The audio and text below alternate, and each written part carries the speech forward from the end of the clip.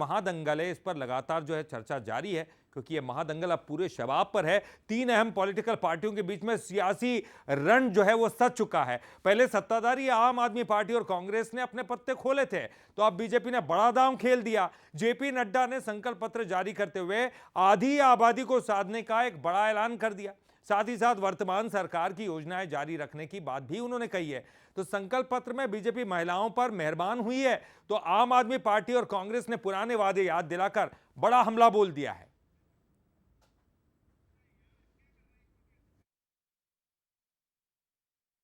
तो देखिए, दिल्ली चुनाव में लगातार तीनों ही पार्टियां अपने अपने पत्ते खोल रही है। आम आदमी पार्टी के पत्ते पहले खुल चुके थे, कांग्रेस ने खोल दिए थे। बीजेपी लगातार इस सोच में डूबी थी कि क्या करें, फ्री बीज तो तभी दे रहे हैं, दोनों ही पार्टियां दे रही हैं, फिर पब्लिक को कैसे जो है रिझाया जाए।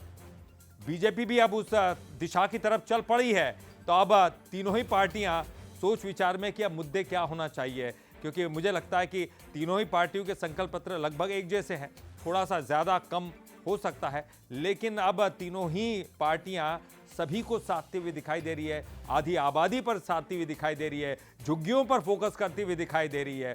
तो आम आदमी पार्टी जहां चुनाव में तमाम वादे करती हैं, और अमित चौधरी हमारे साथ जुड़े हुए हैं, चलिए हम सीधे उन्हीं का रुख करेंगे। अमित, अब क्या कुछ कहें, क्योंकि अभी तक फ्री बीज से बीजेपी लगातार अपनी दूरी बनाए हुए थी, लेकिन इसका फायदा आम आदमी पार्टी को लगातार मिलता आ रहा है। इस बार बीजेपी ने भी वही दांव खेल दिया है, लेकिन अब क्या होगा? संकल्प पत्र लगभग तीनों के सेम जैसे दिखाई दे रहे हैं, कहीं थोड़ा बहुत कम और ज्यादा हो सकते हैं। अब किस तरह के मुद्दे होंगे और जो जनता है वो किस तरफ जाती हुई दिखाई देगी?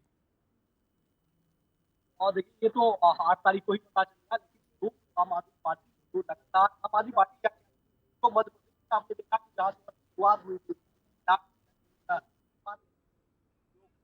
झारखंड में बड़ी होगी, आप दिल्ली विधानसभा चुनाव है और दिल्ली विधान निश्चित है कि अब ये घमासान और भी तेज होता जाएगा, और बहुत ही दिलचस्प भी। चलिए, बहुत बहुत शुक्रिया आपका इस पूरी जानकारी के लिए, अमित चौधरी। और